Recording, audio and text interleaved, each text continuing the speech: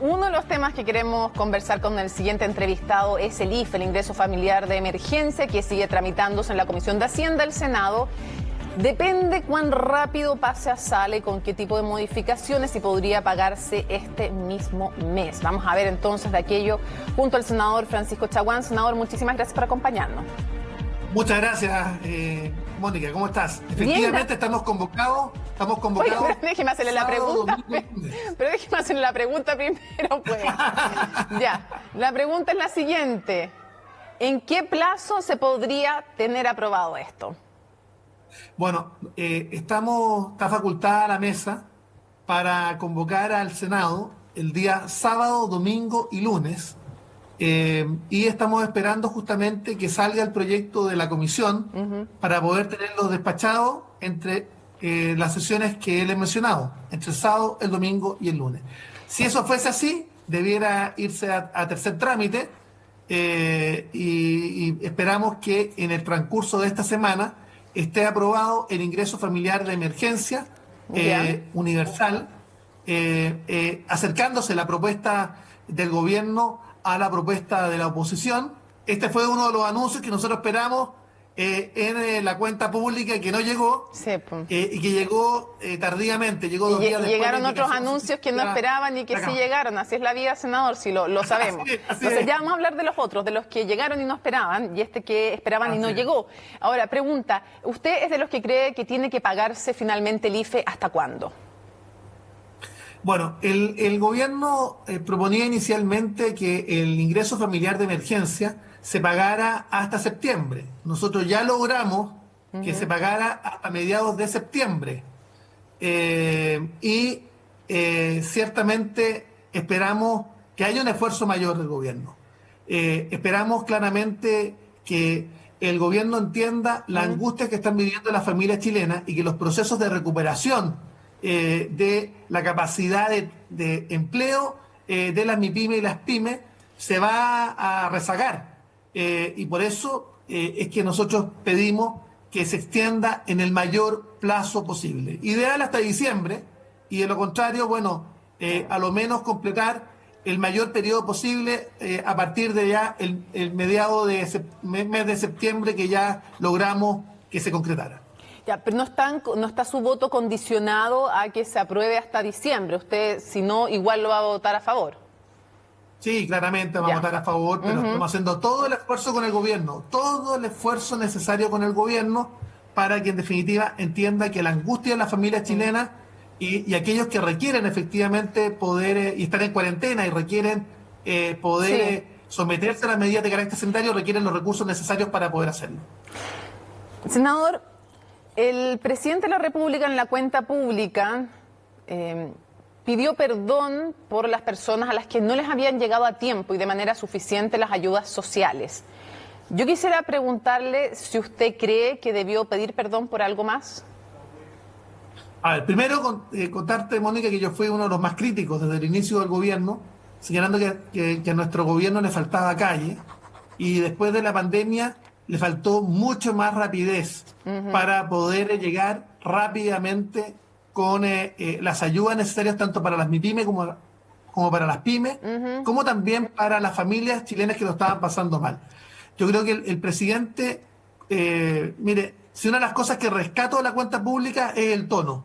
Es el tono primero de reconocer el gran logro de los 30 años de gobiernos democráticos, por una parte, y segundo, por supuesto, él da disculpas porque no llegó toda la ayuda a tiempo como se esperaba. Sí, yo sé que usted comparte que él haya pedido disculpas y que le parece bien, pero la pregunta fue otra. La pregunta fue, ¿debería haber pedido disculpas por algo más de lo ocurrido en su gobierno? Yo creo que esta era la última cuenta pública, era una oportunidad para también comprometerse y pedir disculpas básicamente porque todavía no han llegado las urgencias legislativas para sacar adelante la reforma previsional y la reforma a la salud. Y yo espero que en estos 9 meses que quedan de gobierno, el gobierno cumpla su programa de gobierno. ¿En serio? Cumpla con el pacto que hizo con la ciudadanía. Y yo espero, yo todavía confío, mire, me podrá decir que soy inocente, Bastante, o muy optimista es lo otro, que usted sea muy optimista. ¿Sabe por qué? Porque como 9 meses...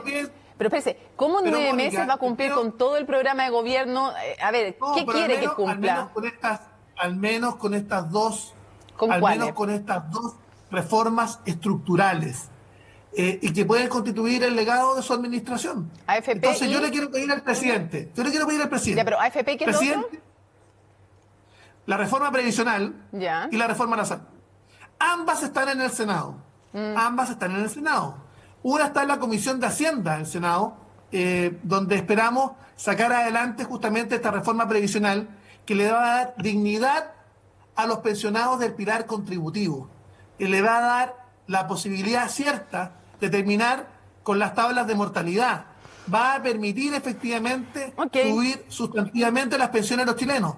Y esperamos, y hemos estado trabajando con Jimena Rincón y con tantos otros parlamentarios transversalmente, propuestas para que en definitiva la reforma previsional pueda concretarse. Y lo segundo, la reforma de la salud que está en la Comisión de Salud que integro, en la cual estamos abogando por un plan garantizado de salud que sea espejo, tanto para los afiliados de las ISAPRES como para los afiliados de FONASA, y terminar con la salud de primera y segunda clase. Eso es indigno y ese es un compromiso de usted, presidente, que esperamos pueda cumplir en estos 9 meses de gobierno. No, vamos a ir a otro tema, pero en todo caso solo poner sobre la mesa, solo hacerle el punto de que no se limita a tener un solo plan en el que la salud sea igual, sino que tiene que ver obviamente con hartas cosas más, con tiempos de cumplimiento, con rehabilitación y con 1000 cosas más. Pero vamos al tema que usted dijo que había... Sí. Y fortalecimiento de la salud pública. Sí, entre otras cosas, claro que sí. Usted dijo, hay anuncios que esperábamos como el IFE, que no llegaron. Bueno, se produjo un poco después, pero se produjo. Pero usted dice, en la cuenta pública habían anuncios como el IFE que esperábamos y que no llegaron, y ciertamente habían otros anuncios que no esperaban y que sí llegaron. Entre otros, el poner, o básicamente poner urgencia, y ya se sabe ahora, suma urgencia a la discusión del proyecto de matrimonio igualitario. Quiero preguntarle, ¿cuál es su problema con este anuncio del gobierno de ponerle suma urgencia? ¿Cuál es el problema que usted tiene con eso? Primero, que es pirotecnia. Es pirotecnia para evadir los temas de fondo, evadir la reforma previsional y evadir el tema de la reforma a la salud. Y por eso yo he sido tan claro y tan crítico de mi propio gobierno en términos de pedirle efectivamente poder hacerse cargo también de otro tema, de las angustias que están sufriendo las familias chilenas por la pandemia sanitaria y económica. Segundo, yo tengo mi posición. No, pero es que antes, para que me diga el primero, antes de que me diga el segundo, ¿por qué dice que es pirotecnia para evadir el debate de la salud y de las AFP? ¿Usted cree que el gobierno no quiere sacar esos proyectos, que no puede? ¿Qué pasa? A ver, lo primero, Mónica, el primer anuncio que hace... El primer anuncio que hace en el discurso es justamente el del matrimonio igualitario. Y uno habría esperado que finalmente los primeros anuncios sean los que respondan justamente a las necesidades más urgentes. ¿Y qué ocurrió? Ocupó la mayoría de los noticieros, tanto de prensa escrita como también de televisión y radio, justamente esta novedad. Ya, además, que es noticia, ahora nos va a retar a nosotros, a la culpa de ser nuestra por poner la falta. Ya. Pero, senador, mi pregunta es otra, si mi pregunta es otra, ¿por qué usted dice que es pirotecnia para no enfrentar los temas de fondo? ¿Es que el gobierno no quiere realmente sacar adelante la reforma previsional y la de salud, o no puede, y como no puede, entonces, dice usted, pone este tema en el tapete? Quiero entender a qué se refiere.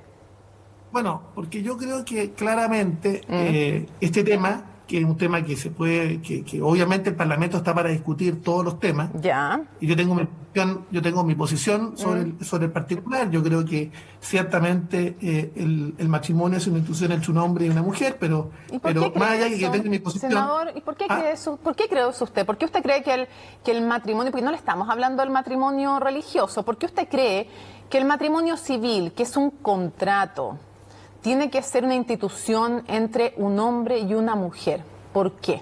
¿Cuál es su fundamentación? Esto dice relación primero con los fines del matrimonio. ¿Cuáles son los fines del matrimonio según usted? Bueno, por supuesto, es los que establece el artículo 102 del Código Civil, de procrear, de auxiliarse mutuamente. Ya. Pero yo quiero ir más allá. Pero más allá. No, pero es que vamos por partes.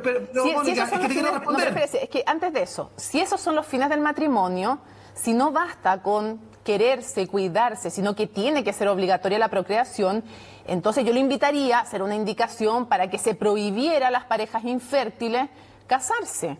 Porque si el fin obligatorio es la procreación, o aquellos que no, o que además ponga como indicación, aparte de prohibirle a las parejas infértiles casarse, que ponga una indicación para que quienes se van a casar manifiesten que quieren casarse, porque pueden haber algunos que no sean infértiles y que no quieran tener hijos, entonces debiera prohibirle el matrimonio a ellos, pues. No, pero a ver, Mónica, a ver, vamos al punto de fondo. Estoy hablando de un punto de fondo. Sí, por eso ahí voy. Mónica, déjeme. Mire, si las urgencias, me lo plantean los propios adherentes míos, que son homosexuales, muchísimos de ellos, y me plantean que las necesidades más urgentes del mundo gay no son el matrimonio, sino que dice relación con la violencia, con la inclusión laboral, con el perfeccionamiento de la ley Zamudio. ¿Se puede caminar y masticar chicle?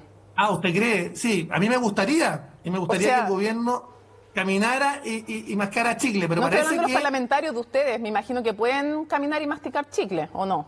Sí, por supuesto que podemos, pero acá las urgencias legislativas y los tonos legislativos los pone el gobierno. Ya, y una pregunta, porque todavía no entendí por qué no presenta ese proyecto que yo le daba la idea para prohibir a las parejas infértiles que se casen, si el matrimonio tiene que ser para tener hijos solamente o como parte fundamental. Quiero preguntarle, se supone que ustedes son los representantes de la voluntad popular en el Parlamento, ¿no? Ah, sí.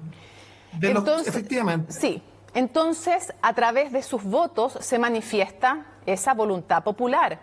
Si hay una voluntad popular en el Parlamento para aprobar el matrimonio igualitario, ¿no es torcer finalmente esa voluntad popular ya consolidada, el tratar de que se retrase la discusión sobre matrimonio igualitario si ya están los votos? ¿Por qué querer retrasar una discusión que finalmente termina garantizando una igualdad de derechos?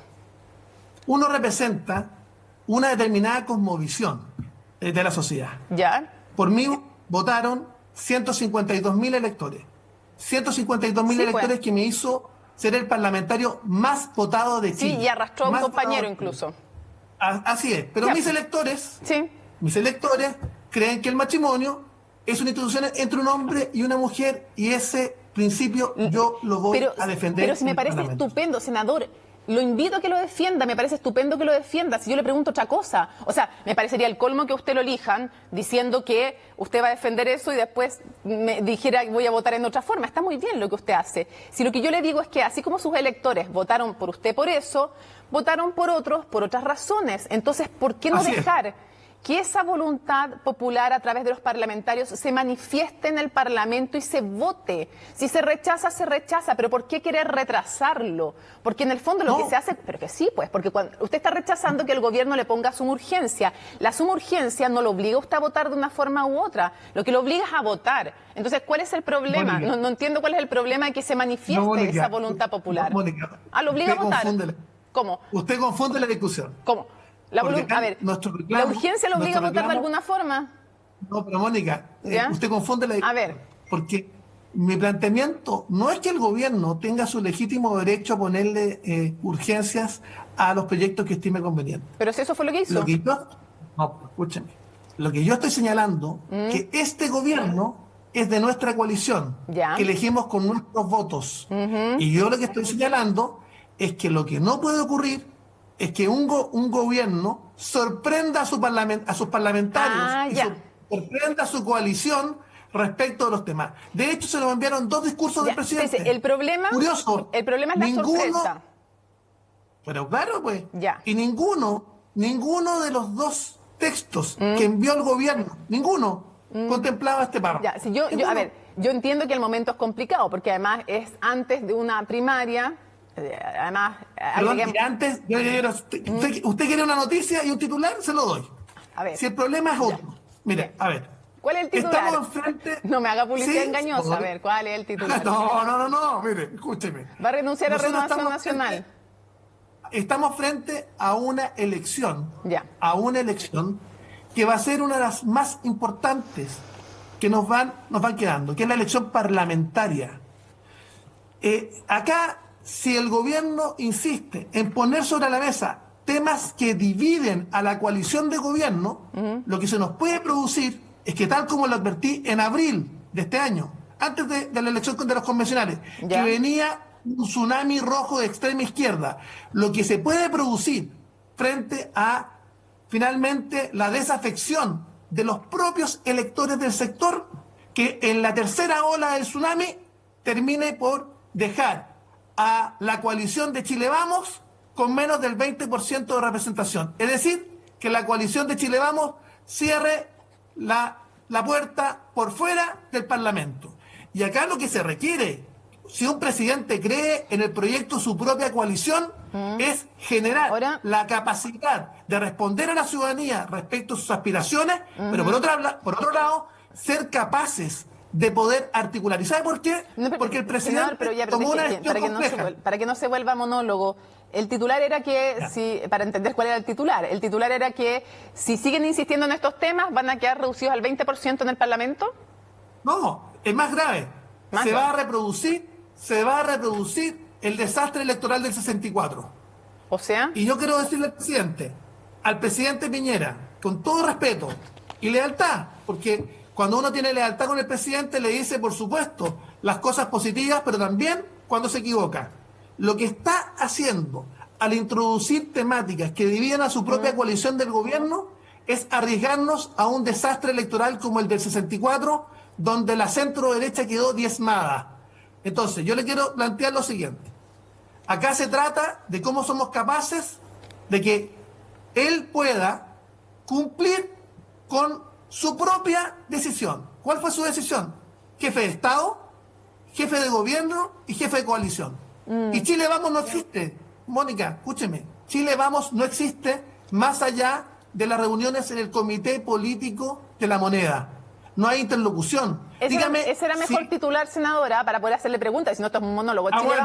Chile Vamos no existe, no le cuento, digamos, como yo tengo la obsesión por, o sea, como que uno tiende a titular, Chile Vamos no existe. Pero le quiero decir algo más, no, perfecto, si me quiere decir estas cosas, pero déjeme hacerle una pregunta, porque si no, en el fondo se nos va a ir el tiempo. Bueno. Usted me decía que su problema era la sorpresa, o sea, entiendo que si el presidente les hubiera avisado de esto, entonces no había habido problema, porque ¿sabes lo que pasa? Yo entiendo que este tema divide a Chile Vamos, en eso no se lo voy a discutir, es evidente que divide a Chile Vamos y sobre todo le duele mucho incluso a la Unión Demócrata Independiente y complica a Joaquín Lavín, me imagino además. Pero el punto es que su coalición tiene a 4 precandidatos presidenciales, 3 de los cuales están a favor del matrimonio igualitario. 3 de los cuales. Tiene un partido como Evópoli, que se ha manifestado a favor del matrimonio igualitario. Tiene hartos diputados también. Hay por lo bajo 20 votos a favor del matrimonio igualitario. O sea, divide, sí, divide, pero también hay quienes están a favor de esto dentro de su coalición. Entonces yo quiero preguntarle también directamente si usted se siente cómodo con Mario Desbordes como candidato presidencial, sin algo que para usted es tan importante, él está con el matrimonio igualitario. Bueno, yo discrepo profundamente de Mario Desbordes en este punto. Quiero decirle que ambos vamos a competir por la presidencia del partido. Me habría gustado que el candidato presidencial de Renovación Nacional no fuera a la vez candidato en la interna, porque nos pone en una situación bastante compleja, porque el próximo 19 de junio los militantes de Renovación Nacional van a tener que resolver cuál de nosotros dos va a liderar y tomar la conducción del partido por los próximos 2 años. Y nosotros hemos dicho claramente, y yo quiero dejarlo expreso en esta entrevista, es que nosotros no hemos puesto en discusión jamás que Mario Desbordes es el candidato de Renovación Nacional. Entonces nos habría gustado que Mario Desbordes fuera el candidato de todo el partido, pero Mario Desbordes baja desde la candidatura presidencial en la primaria a la candidatura de la presidencial interna. Entonces, como que se confunden los roles. Pero un tema de hoy día adicional. Pero una pregunta. Usted dice que esto es algo de principios para usted. ¿Esto no lo hace cuestionarse su apoyo como candidato presidencial? ¿Usted sigue respaldando a Mario Desbordes? Mario Desbordes es el candidato presidencial de Renovación Nacional. Segunda pregunta, y si me la puede resuelto por un consejo, y fue resuelto por un consejo general. Ya. Pero yo, no me usted no me dejaba esperen un poco. Quiero hablar de otra lealtad. Usted dice que esto del matrimonio igualitario, el que el gobierno anunciara suma urgencia, porque no lo están obligando a votar de una forma u otra, sino que este tema que los sorprendieran y que se pusiera suma urgencia, dijo usted que lo hacía cuestionarse su lealtad con el gobierno. Yo quiero saber si esto es, ¿qué significa esto de cuestionarse la lealtad? ¿Ya terminó de cuestionarse la lealtad o no usted? Y llegó a una conclusión, espérese, llegó a una conclusión, ¿y en qué se traduce eso de cuestionarse? O me la cuestioné en la noche, desperté, ya me la dejé de cuestionar, ahora ya soy leal de nuevo. ¿Qué va a hacer? O sea, en verdad, porque también suenan como a bravatas. ¿Qué significa esto de esto me hace cuestionarme la lealtad? ¿Qué significa eso? ¿En qué se traduce? ¿En qué se traduce? No hay bravatas, Mónica. A ver, pero cuénteme, ¿en qué se traduce? Lo que le quiero decir es que cuando uno es parte de un gobierno, cuando uno es parte de una coalición de gobierno, cuando me tocó a mí además jugar un rol importante en la campaña de segunda vuelta, por supuesto que uno espera menos sorpresa y más cumplimiento del programa de gobierno. Y cuando uno dice, mire, algunos se cuestionan o podrían cuestionarse la lealtad con el gobierno, lo hemos visto, como en la Cámara de Diputados, una parte importante de la bancada de la UDI finalmente comenzó a tensionar en un proyecto tan importante como el ingreso familiar de emergencia. Pero ellos decían que no era por eso. Bueno, yo creo que es por eso, claramente. A buen entendedor, pocas palabras. ¿Y usted va a bloquear algún proyecto, va a dejar de votar a favor de algún proyecto por lo del matrimonio igualitario, sí o no? Por supuesto que no, pues. Pero si yo quería saber qué significaba esto. Un proyecto que está en favor de la gente. Bueno, pero si y ahí se equivoca. Pero si lo hacen los de la UDI, me acaba de decir usted que hacen lo de la UDI, ¿por qué no lo podría hacer usted? No, porque nosotros tenemos claro que es primero Chile, segundo Chile y tercero Chile. Ya. Y ahí no nos equivocamos. Primero Chile, segundo Chile, tercero Chile. Quiero preguntarle, porque dentro de ese Chile también están las personas homosexuales, evidentemente. Entonces yo quiero preguntarle, porque no me explicó, más allá de que para usted el matrimonio tiene que estar ligado a la reproducción, cuando, te insisto, está el tema de las parejas infértiles o de quienes no quieren tener hijos y entonces no deberían casarse, quiero preguntarle por qué más le complica el matrimonio igualitario. A ver, yo le quiero señalar lo siguiente, y es bueno que se aclare. Sí.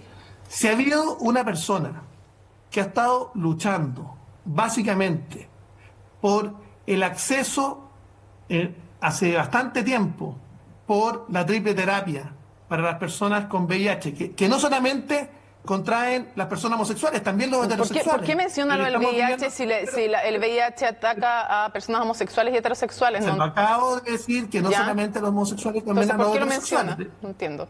Es que quiero aclararle el contexto de esta conversación.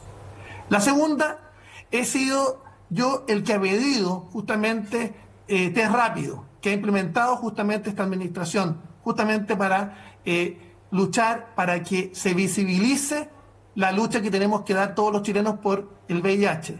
Tercero, de nuevo está estigmatizando, juntando VIH con población homosexual. No guarda relación. No guarda Entonces, ¿por qué me lo está nombrando a raíz del matrimonio igualitario? Pero también hay población de riesgo. Tercero, he sido el autor del proyecto que suprime la autorización de los responsables legales para obtener el examen de VIH a los menores de 14 años. He sido el que habla, el que ha luchado sistemáticamente porque podamos generar mejores condiciones para prohibir y vetar la violencia desatada que sufren las personas por su condición sexual o por su opción sexual.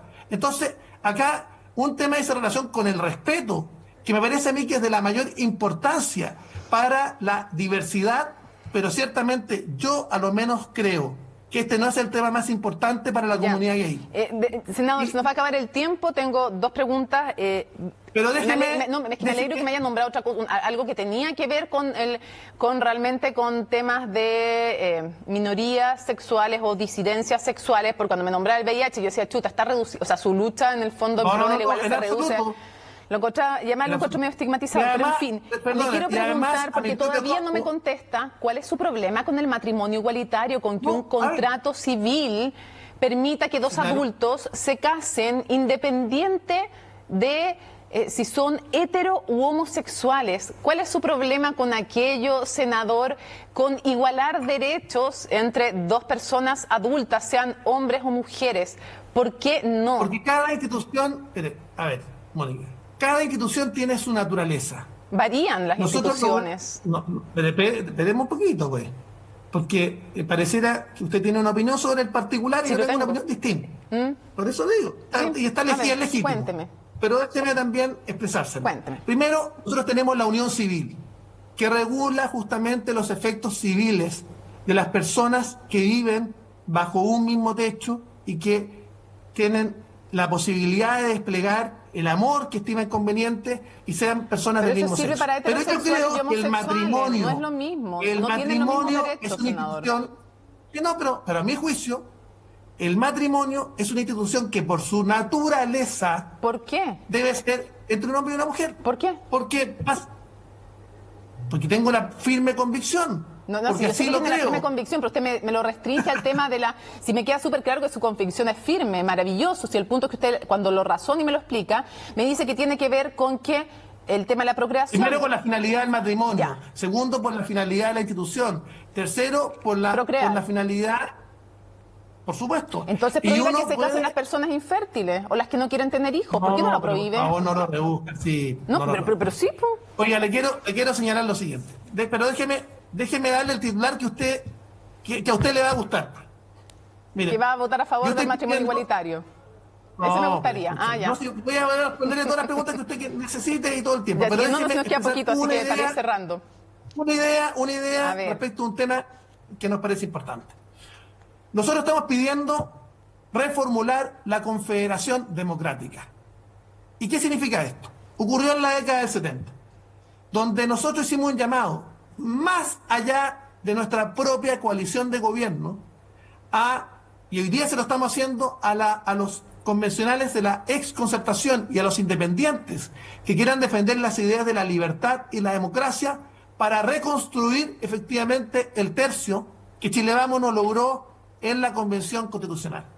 Y yo quiero hacer un llamado a los independientes, a los convencionales que fueron elegidos por los partidos de la exconcertación, para entender que podemos defender con fuerza y convicción las bases sustantivas del modelo que llevó al desarrollo a 30 años, que nos permitió disminuir sustantivamente la pobreza, con las correcciones necesarias. Nosotros somos reformistas. Me quedó súper claro. No sé si le va a contestar a alguien ese llamado, porque tienen tantas diferencias. Cuando usted habla de libertad y democracia, para mí, por ejemplo, democracia y libertad, y es lo que le planteaban algunos, de hecho, el otro día, es también igualdad de derechos, por ejemplo, respecto a las personas hetero y homosexuales que no tienen, porque usted dice, está la unión civil. Bueno, está la unión civil, pero, disculpe, senador, la unión civil no tiene los mismos derechos que el matrimonio. La unión civil es para hetero y homosexuales, es otra institución. Nadie estaba hablando de eso, estamos hablando de los derechos, también el derecho de los hijos de parejas homosexuales, a también que se les reconozcan sus derechos filiativos. Hoy día, si una pareja homosexual cría a un hijo o una hija, no tienen derecho, ese niño no tiene los derechos filiativos reconocidos, su derecho de identidad también está limitado. Y me imagino que usted también, o me puede decir que no, y me sorprende, que se opone también a la adopción por parte de parejas homosexuales, ¿o no? ¿También se opone? Le quiero contar. O si está a favor, está a favor. También me puede sorprender. No, que su pregunta está mal planteada, pues, Mónica, porque yo también tengo derecho a decirle que su pregunta está mal planteada. ¿Por qué está mal planteada? Porque la adopción es una institución que está basada en el interés superior del niño, o niña o adolescente. Y acá, básicamente, el derecho que puede tener efectivamente una persona a ser padre no es parte. Pero no me escuchó la pregunta, senador. No me escuchó la pregunta. Yo creo que yo discrepo. No me la escuchó. Yo le hablé del derecho del niño a ser reconocido como hijo de esos padres. Le hablé de los derechos filiativos. Derechos filiativos. Sí. Derechos filiativos. Me preguntó sobre la adopción homoparental. Sí, yo le quiero decir y le argumenté que hay un derecho filiativo del niño a ser reconocido en su identidad como hijo de esa pareja. Derecho filiativo. Y nosotros creemos, primero, respecto de la adopción, que la adopción es una institución que está en función del interés superior del niño, niña y adolescente. Eso, Y por mismo. tanto, será el juez respectivo el que deberá resolver en cada caso en particular si es que un niño, niña y adolescente efectivamente puede ser parte de una familia, sea o no de personas del mismo sexo. Primer tema. Y segundo, yo soy firme partidario que en definitiva tengamos la capacidad de reconocer todas las formas de familia. No, pues. Y eso por supuesto que es parte. Pero de reconocerlas con distintos derechos. ¿Perdón? Pero reconocerlas con distintos derechos. O sea, la institución del matrimonio es una institución que está, a mi juicio, incluso yo presenté un proyecto para llevarlo a rango constitucional, que es una institución entre un hombre y una mujer. Y ahí no me voy a mover porque represento justamente a mis electores. Sí, porque procrean y entonces yo no entiendo por qué se pueden casar las personas infértiles. Porque es la naturaleza de la institución. No, por eso, pero las personas infértiles no pueden procrear, no debieran poder casarse, siguiendo su lógica. Pero bueno. No pueden procrear. Es un hombre y una mujer. Pero usted me dice que no solo porque sean... Y usted me dice que hombre y mujer porque la finalidad del matrimonio es procrear. Procrear, por supuesto. Entonces no deje que se casen los que no pueden procrear. Por favor, no reduzca la discusión. Yo estoy siguiendo su lógica, pero en todo caso, para cerrar, pues no, claramente ya están planteados los puntos y usted ha sido súper claro y me parece muy bien que defienda más su punto de vista. Nadie esperaría otra cosa, creo yo. Que más que cada uno defienda sus puntos de vista, ¿no? Para cerrar, quisiera preguntarle si usted me pudiera definir en una frase el liderazgo del presidente Sebastián Piñera, su presidencia. A ver, qué difícil, porque yo creo que ha sido un liderazgo en tiempo de crisis, pero ciertamente todavía le quedan 9 meses para construir su legado. Eso no definió al presidente Sebastián Piñera como líder, definió el momento en el que ejerce su presidencia. Yo aspiraba, mire, yo le quiero decir, yo aspiraba en el inicio del mandato a que la figura del presidente Piñera se asimilara a la de Patricio Aylwin. ¿Ya? ¿Y a quién se asimila? Era efectivamente una figura convocante. ¿Y a quién se asimila la del presidente? ¿Perdón? ¿Y a quién la asimilaría? Ya que no la asimila a Aylwin, ¿a quién lo asimilaría al presidente Sebastián Piñera? Mire, yo espero que el presidente Piñera pueda cumplir su mandato, que sea capaz de cumplir la palabra empeñada y sea capaz de ser un liderazgo persistente.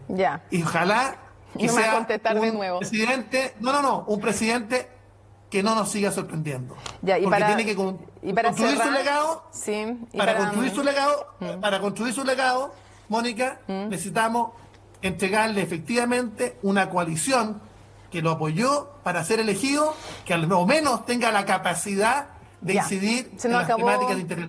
Se nos acabó el tiempo, pero solo quiero saber si el presidente Sebastián Piñera, ¿cree usted que no le importó poner en riesgo a la coalición? Buena pregunta. Yo creo que debió haber medido mejor este impulso de lanzar un tema sin haberlo conversado con su coalición. O sea, no le importó. No sé si no le importó o no, pero yo creo que debió haber tomado el cuidado adecuado o mínimo, pensando en el sector y pensando en cómo queda parado frente a una elección parlamentaria que puede ser la antesala de un desastre como el del 78. Quiero agradecerle mucho que nos haya acompañado en Novias Noticias. Encantado, Mónica. Que esté muy bien. Chao.